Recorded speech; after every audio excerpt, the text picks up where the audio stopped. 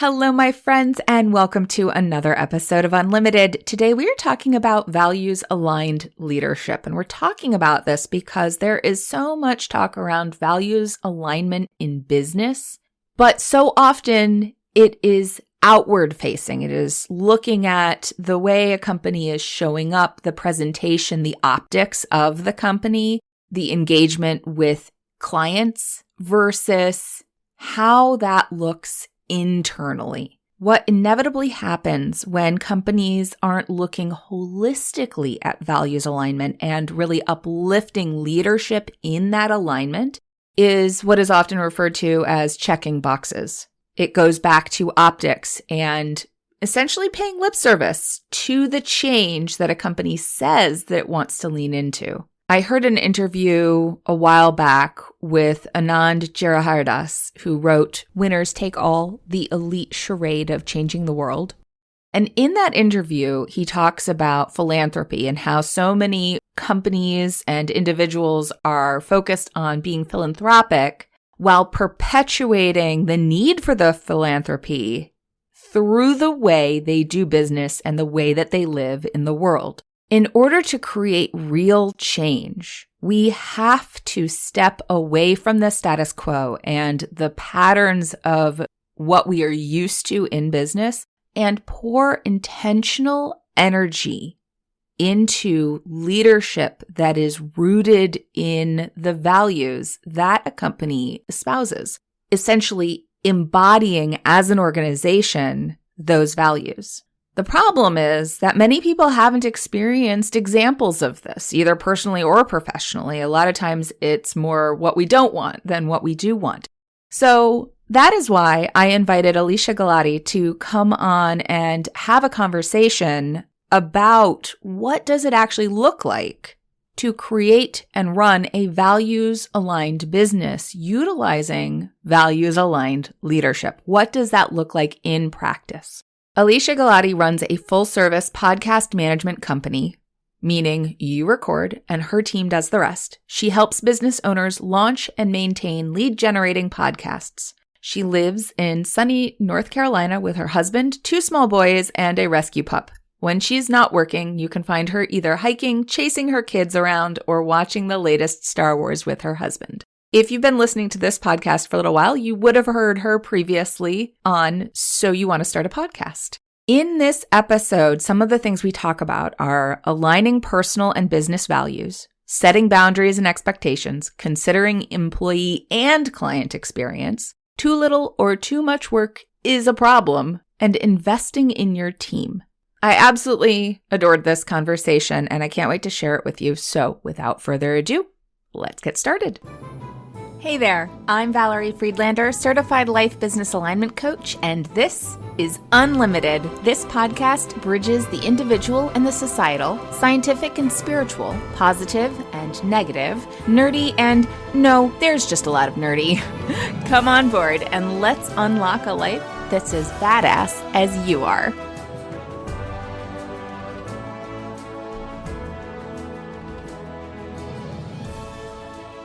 Welcome, Alesia. I'm so excited to have you back on Unlimited.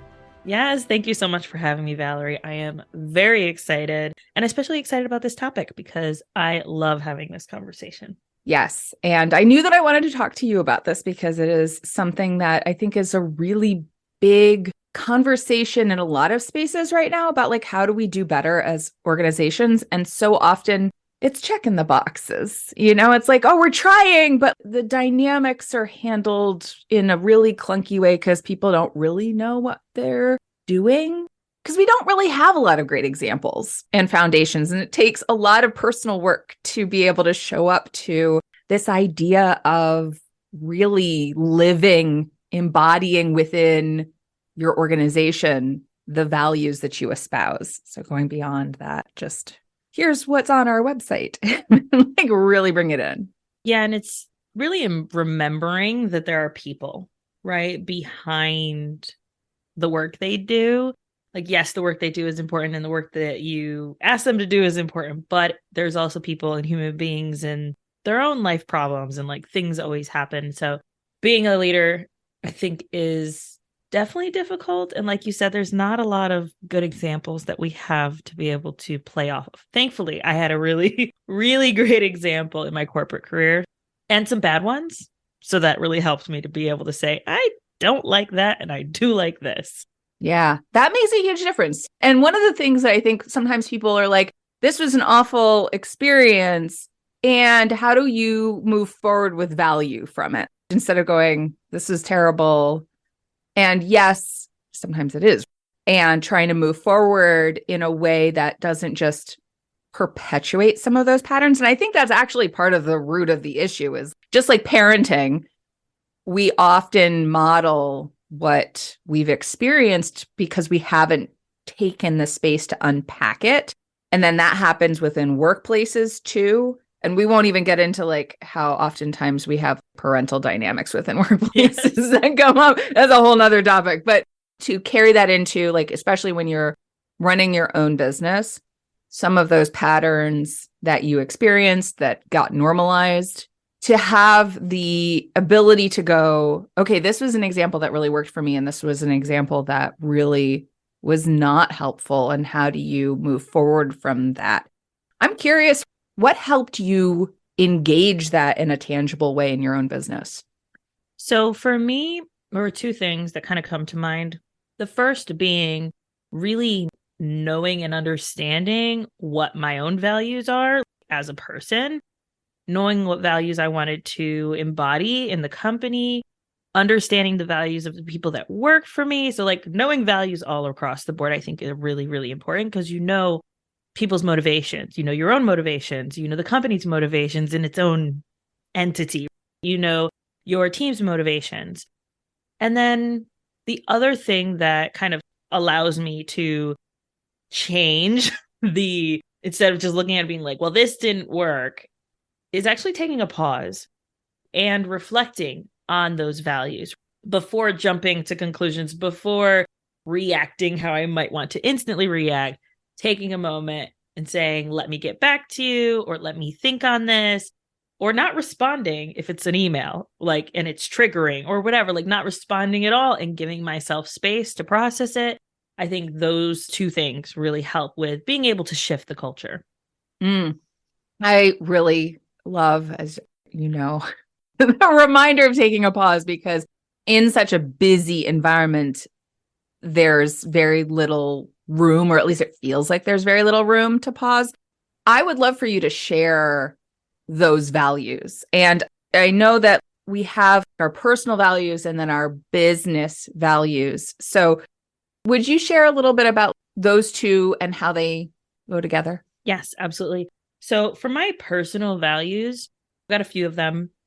Connecting with others is really, really important to me. And I don't mean just like, hey, girl. No, like deep, meaningful, empowering conversations. Like that is exciting. And those are the kinds of conversations that I value. Accessibility. As a woman of color, that is something that is really, really important to me, ensuring that there is equality and equity for people to be able to have access to content and things and whatever I'm producing or creating, as well as the things that I'm saying. Finding fulfillment in my life, not just within my work, but within hobbies that I have, within my relationship with my spouse, relationships with my children, relationships with the people that I care about. So finding fulfillment in all of those different areas. Orderliness. And I know you might be like, what? No, like really, like I'm someone who thrives with controlling and ensuring that things are a certain way. I enjoy that. It lights me up. It makes me excited. So orderliness is definitely one of my values. And I think that though some people might be like, well, being controlling might be a flaw, or it might be seen as a flaw, I'm able to use that, right? Like my orderliness allows me to create processes that my team can easily execute on because it's all written out. They know exactly what to do. And then that allows me to feel like I can offload things because I've created that orderliness and embodied that within the company. And then self-mastery. So kind of alluded to it a little bit earlier. Instead of constantly just being like, oh, well, I'm in this loop of my parents did this and I do this. How can I be the best me today? Now, that doesn't mean I need to be the best me 10 years from now. and like who I'm supposed to be then. I can't be that today, but what can I do to be the best me today? And so understanding that has really been impactful. So those are my personal values. For the company values, having a living wage for myself, since I'm the sole financial provider for my family, that is extremely important. And the way that I built my company was so that I could make money. That's just a fact. I want to be able to give my kids the experiences that I never had. I want to be able to allow my husband to have his self-fulfillment, which is being a stay-at-home dad, homeschooling our kids. Not for me. I am not interested in doing any of that, but he is. So how can I support him? I need to be able to support us financially. The next is being able to pay my team a living wage. Now, that also includes them being trained up and very multifaceted in what they are trained to do so that I can pay them really, really well.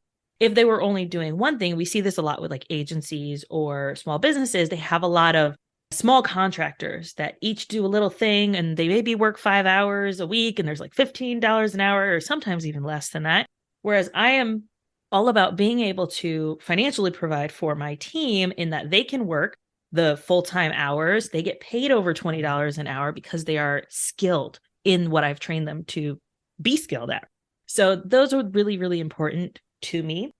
And then the third thing for the company values is being able to create messages that travel the world via our podcasts that we help produce and actually make a difference with those messages, be able to empower our clients to use their voice to change people's lives. And so those are the company values. Yeah, that really stands out to me in that idea of being very clear. And you talked about orderliness and how people think of that as, could that lead to micromanaging? And the way I heard you describe that is really knowing its place, which is the more orderly things are, the clearer things can be, and the more you can facilitate communication, both for yourself and your plans and your goals and everything, but also to be able to be clear with your employees and with your clients and how important that is. And then always being willing to show up to doing better. You hear a lot of people talk about growth mindset and fixed mindset, and it's something that a lot of companies will bring in and they'll talk about, we need to be growth mindset, not fixed mindset. And just in the very creation of a binary there, we end up emphasizing fixed mindset instead of growth mindset. And what you described really sounds like that idea of like being able to receive information, being able to show up to new things and learn and grow. And what you said earlier about being willing to listen to what other people's values are and find how they can fit together in serving your clients and honoring the company values. Yeah, we're very clear, and I'm very clear with my team of what my own values are, what my company values are, and ensuring that they're aligned. And then when you mentioned the growth mindset, it made me think of, we are constantly pushing to be 100% every single day.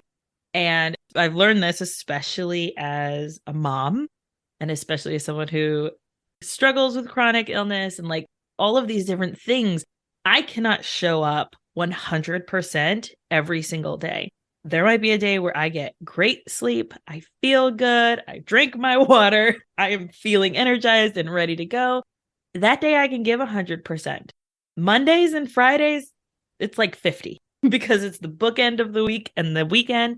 And there's just something about those days where like, I don't book calls those days. My team knows I'm probably not going to be very available. Yes, I'm still working, but I don't really want to be on camera. I don't want to be visible. Like, just let me do my thing in the background. Y'all have fun. I'll see you guys tomorrow. And that's why I think understanding that about ourselves, that idea of being the best you can be today is really powerful because it still takes into consideration that some days aren't going to be 100%. Yeah, your best looks different on different days. It's something that was brought forward when I read the book, The Four Agreements by Don Miguel Ruiz. And he talks about like, be your best, but like really digs into exactly what you just said about, you know, you're 100% possible over the expanse of you is not what's going to show up every single day. And you said something really important in previous conversations that we've had, and that is that I don't pretend work isn't work. And it reminded me when you said also about your value of fulfillment, of I can be fulfilled in other spaces, and how important it is to not just have work be the only space where fulfillment exists. There's a pressure that happens when it's like work is where you have to be fulfilled instead of actually, how about like your whole life? Yeah, this is definitely something that I've learned in my work with you. We work together, guys. In case you didn't know, I love working with Valerie. And one of the things that I've definitely learned in the time that we've worked together is especially, and this is a bit of a side thing, but I'm going to tie it back in, relationships and finding fulfillment in spousal relationships, and how, especially with the pandemic, it has really shown us, like, when I was working a 9 to 5, when I was in corporate, I was getting that fulfillment of being heard, having adult conversations back and forth.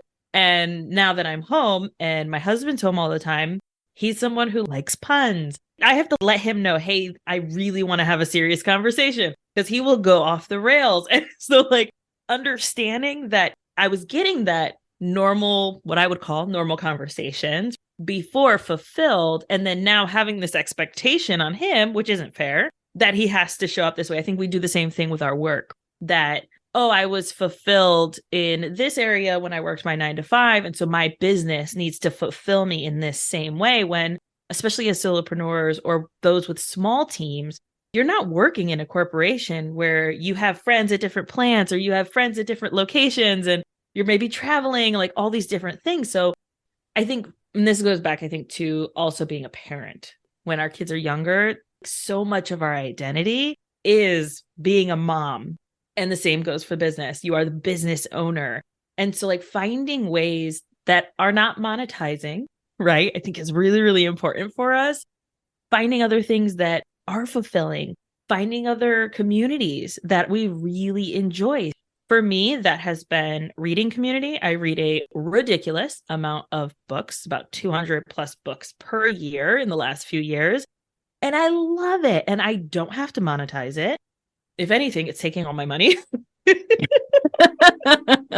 But I love the communities because there are moms, there are single people, there are people with no kids, and we can connect on the stories we're reading and not just who we are as people. And then finding friends who do enjoy those different spaces, I think, is really important, because you can have those businessy conversations or those mom conversations, or you can just talk about the last book you read. Also, I like to cycle.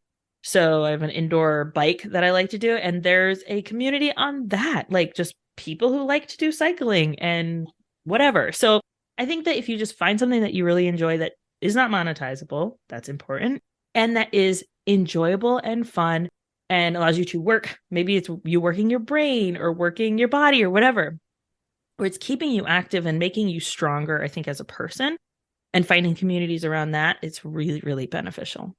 Yeah.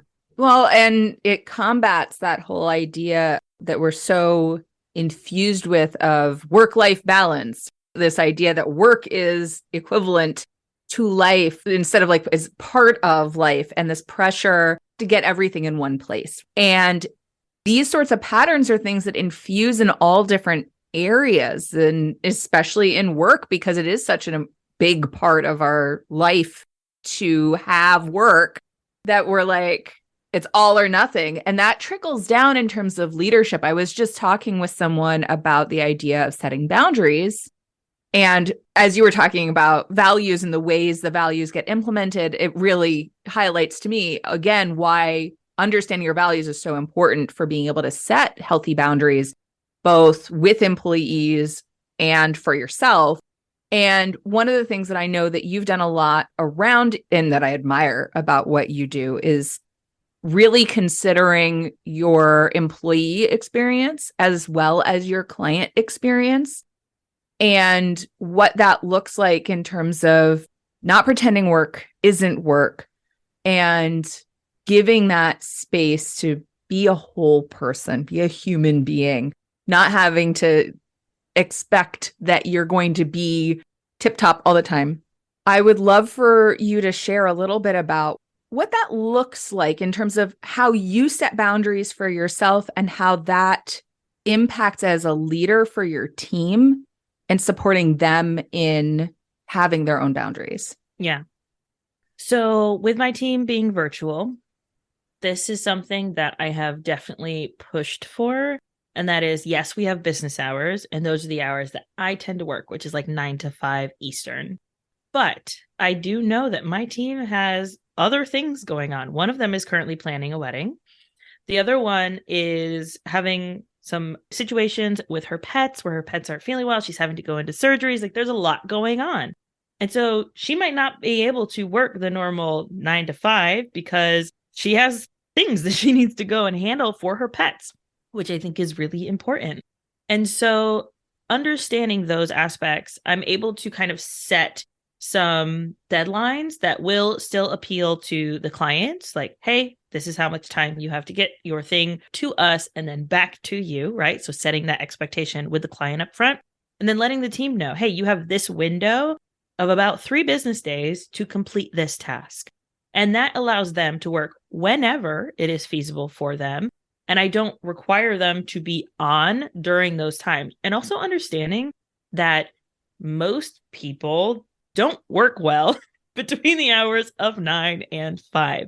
Like there are small windows in there where you feel really productive or you are really productive. And then others where it's like, oh man, what do I need to be working on? I have no idea and I have no inspiration to get anything done. And then you've got the people who are maybe like, want to work in the middle of the night because that's how they like to work. That's when they're most energized and they want to sleep in. So I only require my team to be on during about twice a week. We have an hour-long meeting. We go through what's going on. What do you guys need from me? Where are those bottlenecks? What kind of things do we need? Are there any SOPs that need to be updated? Are there any issues with clients right now? Things like that. And so being able to have those very candid conversations about twice a week really helps me feel that orderliness, that things are being taken care of, allows me to ensure that I'm not the bottleneck in any of these spaces. And so that they feel supported, that they can just keep going and working whenever they want without having to be on, quote unquote, during a 9 to 5 window.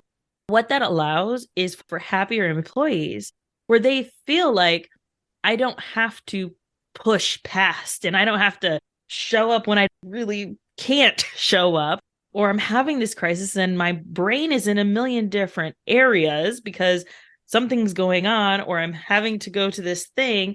Like we're humans. We have lives outside of the work we do. And yes, the work we do is great, but also there's life to live and the work will be there. It's okay. Enjoy your day. I just feel like those things are really important to remember when you are leading people. And I actually heard a stat recently on one of our clients' podcasts, and it was about leadership, and that leaders actually influence the mental health of their employees more than a spouse, which I thought was fascinating. But it's true, right? So like your work environment can impact your entire day. If you know that you have a big meeting with your boss coming up, you're going to feel overwhelmed. You're going to feel stressed out. You're going to be like, oh man, what are we talking about? Which is why whenever I do email my team, hey, can we meet tomorrow at this time? I'll say, no big deal, or I'll say, not a big thing, or just a quick question about XYZ, because I know it can create anxiety and I don't want my team to be anxious. There's no reason. If I do have to have a serious conversation, then we make sure that we make space for that. But for those little things, don't stress people out unnecessarily. I think it's so important. And then I think additionally for like the boundaries, I might text my team during working hours. They're in the Midwest, so they're Central Time, so about an hour behind my time zone, which isn't bad. And so I'll text them if there's something that I like definitely need like right away, or I have a question, or hey, can you hop on Zoom with me real quick? Especially for the one who is full-time. She works mostly during certain hours. I'll be like, I have a question about this. Hey, are you at the gym right now? Not a problem, not a rush. I'll just email you. So like having those conversations, but then I might text them during the day. I do not text them after 5, my time, at all. If I need something, I will email it to them, and I do not expect a response until the next day. And I have said this to them multiple times. If I email you after 5, you don't need to rush to get it done. That is not a requirement. our clients are aware that our hours are 9 to 5 Eastern. So if there's anything that needs to be fixed or needs to be changed, if you're working, cool. If that's the time that you like to work or the time you've allotted to work, cool, get it done. But this is not me rushing. And I think that we can feel like that, especially coming from corporate. We can feel like, oh, I have to answer this email and I have to have my email open all the time, or I have to fix this thing really quick. It's like, we're not doing brain surgery. It's a podcast. It's going to be okay. I think that's really important in setting those boundaries and being really clear and reiterating, right? Because it can feel like we're in the flow, and there's a rush for something, or we're heavy on work. So there's a lot of things being juggled. So those are kind of how I approach those. Yeah. Well, and I hear a lot in there about setting expectations and being really clear with those expectations. It reminds me of an interview that I did with Marissa from Revolution, where she talked about that very thing around when you send an email, be clear about what's going on, not like, can we talk? Because we automatically think there's a problem. Right. You're getting broken up with, you're getting fired. Exactly. So like being clear about that. And I love that you brought up the email thing too, because, and especially in corporate, because I've worked with people in corporate spaces. There is this pressure around email responsiveness, and the idea of leadership needs to be the leading by example as much as the setting expectations. And I appreciate how much you've talked about, like, I'm going to lead by example. I'm going to do my work and also communicate clearly my expectations. Because so often people are like, oh, you don't have to respond, but they are constantly sending emails after hours, on weekends, on vacation. And the pressure that puts on the people who work under them that, okay, well, you said that I don't have to, but do I? Maybe if you are, and I want to rise in the company, or maybe not. Maybe it's just, is this going to reflect poorly on me that I'm not as responsive as you are?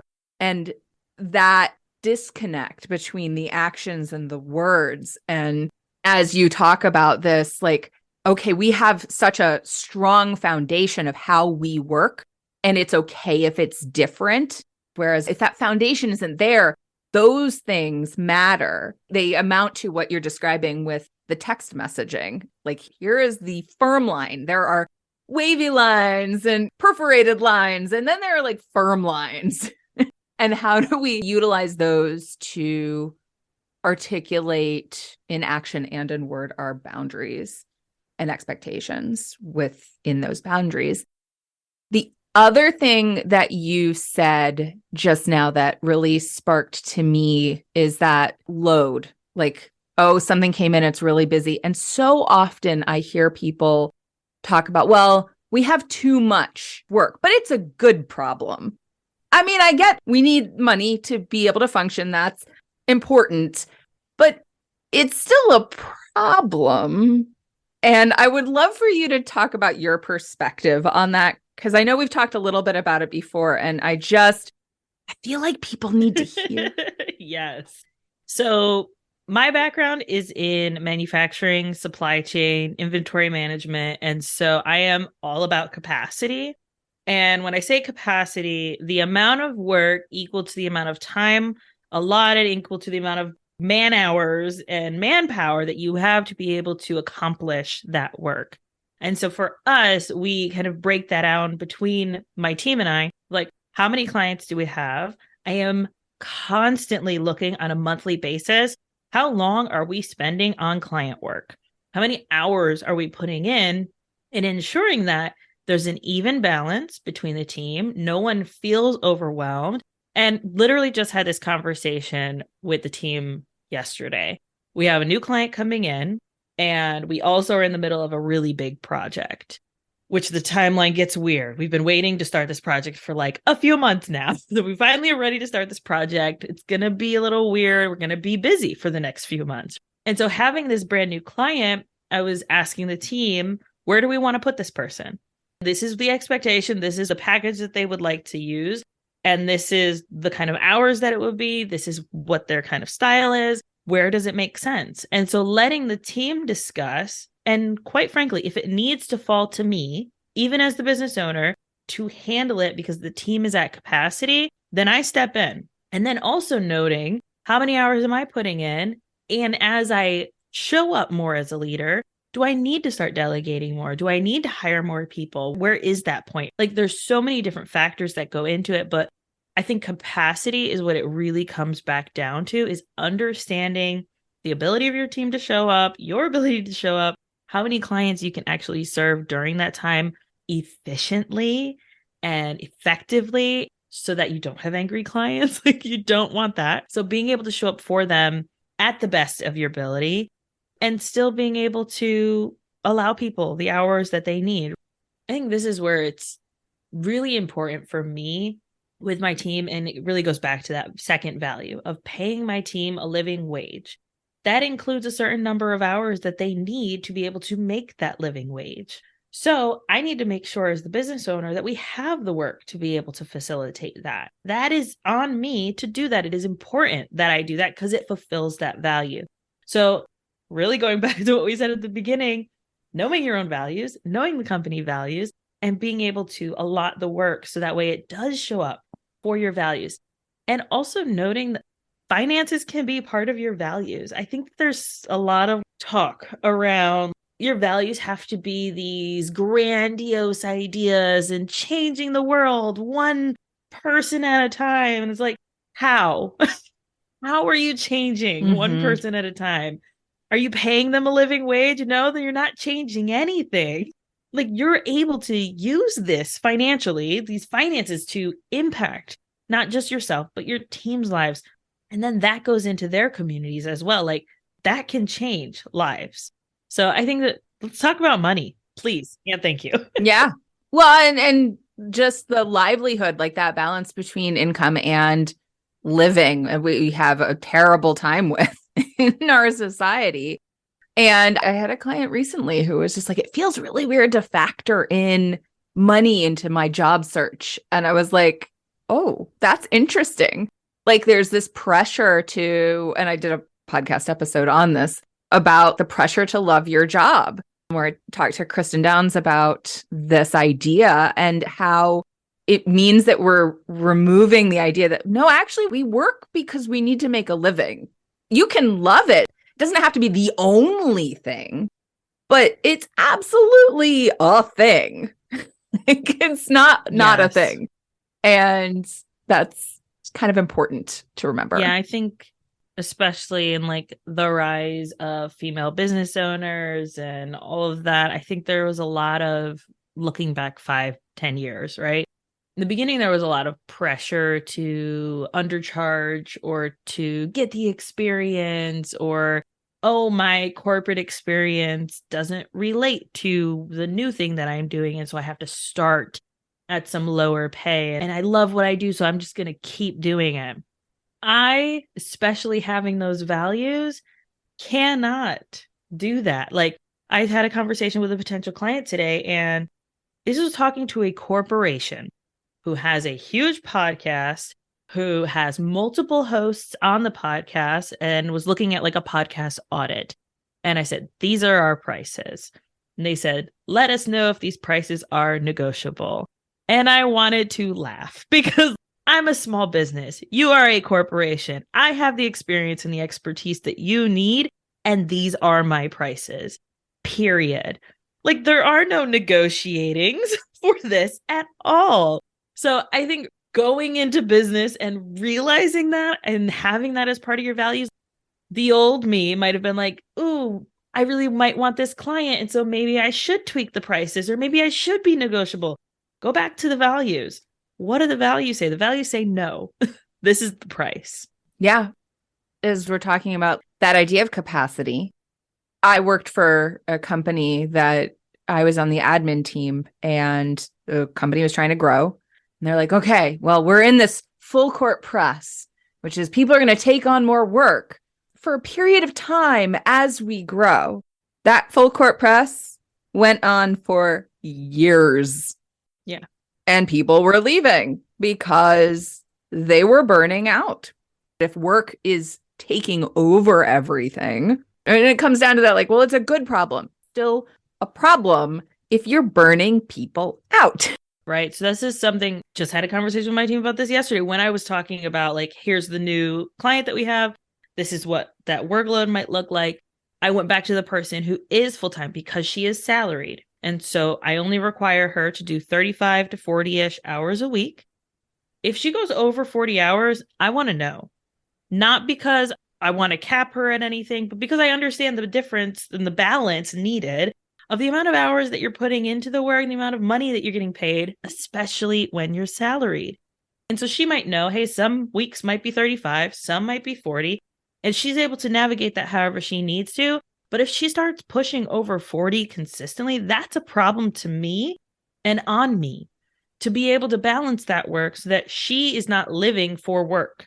And if she is working a ton of overtime, do you want to work a ton of overtime? Probably not. You've got your own life going on. Or if you are someone who's like, hey, I want to put in a bunch of hours, all right, then I need to be making sure that she's getting paid for that overtime because that is important and goes back to those values.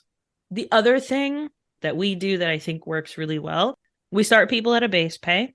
And every time that they increase their skill level and increase their workload of the variety of things that they're doing, they get a raise every single time. Non-negotiable. That is the expectation I have set. And even knowing that the people that are on my team now are going to be the leaders in 35 years, and they're going to have teams under them, that is the expectation that I want to set for the future. If you get an increase in the amount of work you're doing, the amount of workload you're doing, then you get a pay increase. I mentioned that I had one boss who showed this really well. I remember he became my boss and he was looking through people's pay and he was like, Alesia, you are severely underpaid for what you were doing. So we're going to give you a pay increase. It was a $3 pay increase per hour, which is ridiculous that I was being that severely underpaid. And he had to push and negotiate on my behalf to ensure that I got that. That is the kind of boss that I want to be for my team. I want to be the person who is going to stand in the gap financially for them and say, this is what you deserve. So really focusing on that. Yes, I so appreciate all of that. And it reminds me of one other piece that I was hoping you would share a little bit about. And that is when it comes to training, as you just talked about, like people up-leveling their skills.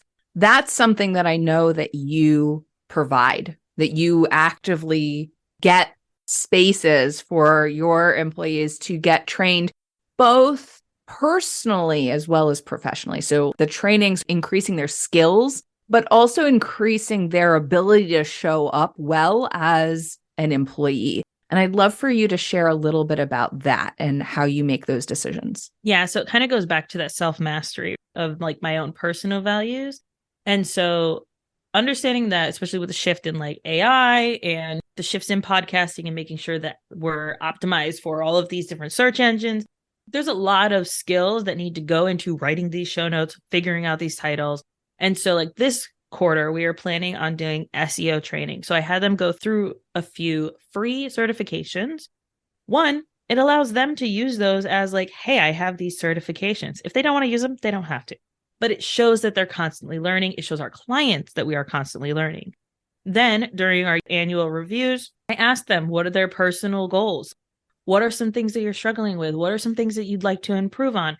And not from a place of like, you need to fix these things, but how can I support you? And so like one of them said, I feel like my lists are all over the place. I feel like I'm trying to make sure I'm not missing anything. And I have it on ClickUp and I have it on my to-do list. And then I also have it in my planner. And this is just to make sure that I don't forget it. And so for the next quarter, I said, would you like to sit with someone who can use your personality to help you be more productive and feel like you're not missing anything? And she was like, yes. And so like paying for that, because that's not just going to help her with me. Sure. Yes. There are some benefits to me and my business, but it helps her feel more empowered, helps her be able to show up as her best self, and she can take those skills forever. So like understanding that even if she were to leave, the time that she was here and the time and the investment that I've been able to create has created a work environment that not just has been able to allow her to thrive, it's allowed my company to thrive. but then it also can set a precedent for her to go into another company and have an example and be an example and maybe create something new there, right? No one loses at all by investing in your people, not just in the development of professional stuff, but personal stuff too. I think it's so important that as leaders, we are addressing all of that. Yeah. So often companies focus on their philanthropy and the ways that they can give back into the world, and they perpetuate the issues that we have in the world because of the way they do business. And it's just kind of baked into the way that a lot of people think about stuff. And so I really hope that all of the folks listening can take some inspiration from what's possible and just go to Galati Media. I've got all the links in the show notes to see the quality of the business that you've built and what that foundation is that creates the quality of this business and the impact that it has both in the work that you do as well as the way you show up for your clients and your employees. And it matters. So thank you so much for sharing all of that. Is there any listeners to take away or any place where people should go for you or to get more inspiration from you? You can always listen to my podcast if you're listening to this podcast. If you're someone who's like looking to start a podcast or interested in podcasting, Listeners to Leads is that podcast. But just thinking about what you said about the philanthropy, I'm like, less philanthropy, less pizza parties, and like invest in your people and care about them. Honestly, that's all you can do and should do. And they are going to make more of a difference for your clients, understanding that your people are your best asset. Yeah, love it. And so lastly, as a wrap up, I know I've asked you these questions the last time you were on, but I'm going to ask them again because it's been a while and maybe it's changed a little bit. So what does being unlimited mean to you? Being unlimited to me, I think, is kind of what I said before of like being the best me that I possibly can be today. That is unlimited. My best self today, and it might shift from hour to hour sometimes. That's fine. But that's me at my best and at my most unlimited. Yeah. And when you want to feel that unlimited feeling, what song do you listen to? So I have really been enjoying the song Out of the Shadows by Ellie Ira, E-I-R-A is how you say their last name.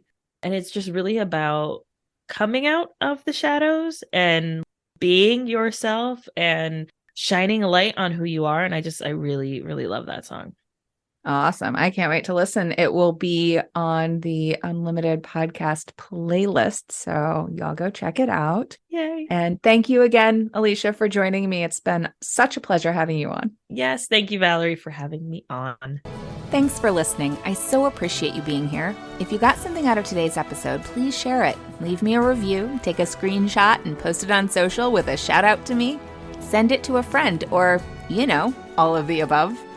Want to hang out more? Join me on Instagram. Or better yet, get on my mailing list to make sure you don't miss out on anything. And remember, your possibilities are as unlimited as you are. Allow yourself to shine, my friend. The world needs your light. See you next time.